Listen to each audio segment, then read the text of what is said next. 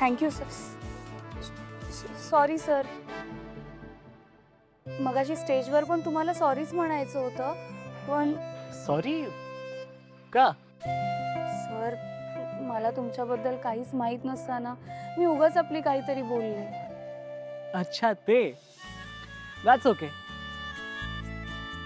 In fact एखाद्याच्या चेहऱ्याकडे बघून कसं काय कळेल ना की त्याने काय काय अचीव्ह केलंय. आणि आता तर मला असं वाटायला लागलंय की मला पण आयुष्यात खूप काही अचीव्ह करायला हवं, म्हणजे तू मला ओळखशील.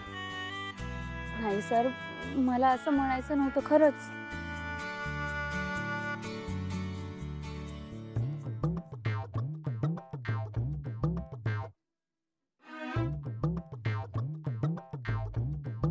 माय गुडनेस, एवढ्या सगळ्या ट्रॉफीज तू एकटी जिंकलीस. That's amazing.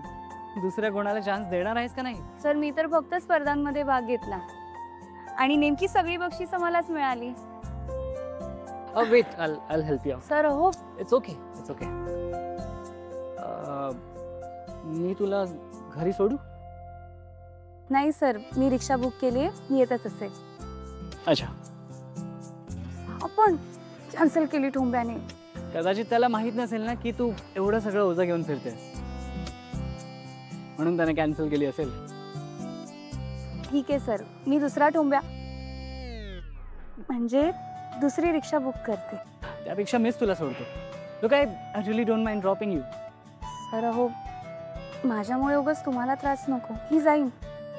कम ऑन, यात त्रास कसला?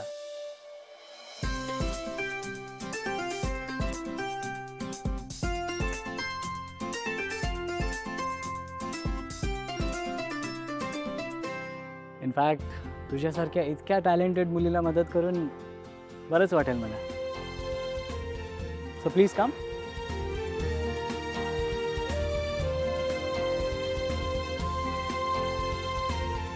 प्लीज. This way. विणा इकडे. आजी चहा ना. आजी 5च मिनिटं. ते जरा कणिक अगं, मळून घेते आणि लगेच ठेवते तुम्हाला चहा. तू आधी इकडे बरं. ऐक जरा माझं. दुसरं काम असणार. अजून काय? पैसे? आजी पैसे कशाला? काही हवंय का तुम्हाला? माझ्याकडे आहेत पैसे, ते तुमच्याकडे असू द्या. अगं तू जरा गप्प बस ना. किती बडबड बडबड बडबड करते ग. हा, हे तुला शाबासकी म्हणून दिले. आजी का ग? तू आनंदीची चांगली काळजी घेतेस म्हणून दिलेत. वीणा, या घरात आपला निर्णय खमकेपणाने सांगून त्यावर ठाम राहणं काही सोपं नाहीये. मी पाहिलं ना संतोषला तू कसं समजावलंस ते, आणि आनंदीला कसं जवळ घेतलंस ते. आजी तुम्ही ना नारळासारख्या आहात. वरून टणक आणि आतून एकदम खोबऱ्यासारख्या. आता स्वयंपाकाच्या कामातून सुटका म्हणून केलंस का आणखी कशातून केलंस ते काही माहित नाही, पण केलंस हे चांगलं केलंस. झालं. भटाला दिली ओसरी आणि भट हातपाय पसरी. जरा कुठे 2 शब्द प्रेमाचे बोलले तर पसरली नुसती. जाऊन स्वयंपाकघरात काम कर जा. मला चहा द्यायला विसरू नको. हो आजी. हा, खरंच या घरातल्या माणसांच्या ना एक तर आहेत. आणि त्यातच तुम्ही आमच्या लहान मुलीला मागणी घालायला आलात, त्यामुळे खरं सांगू तर आम्हाला काही सुचतच नाहीये. म्हणजे काय बोलावं या क्षणी ते कळत नाहीये.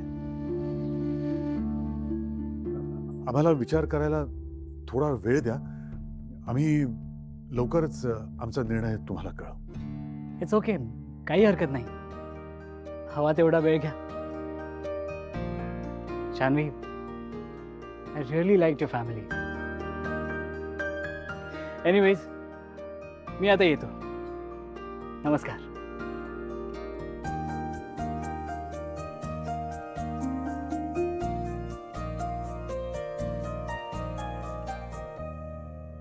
श्रीनिवास, अरे काय हे सगळं?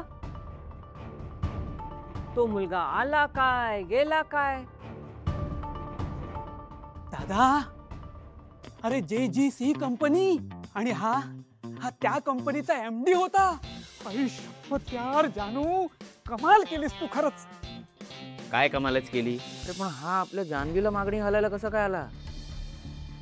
याचा काही दुसरा हेतू नसेल ना? आणि पैसा सॉलिड आहे का रे त्याच्याकडे?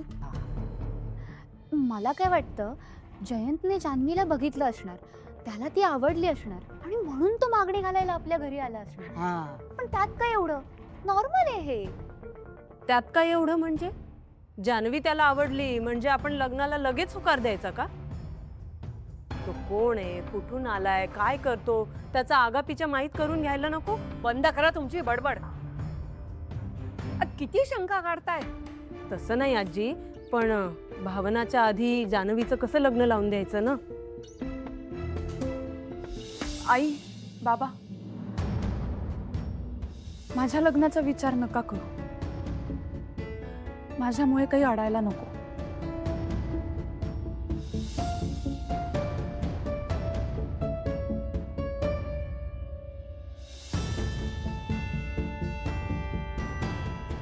आई, बाबा, तुम्ही या बाबतीत कोणताही डिसिजन घेऊ नका प्लीज.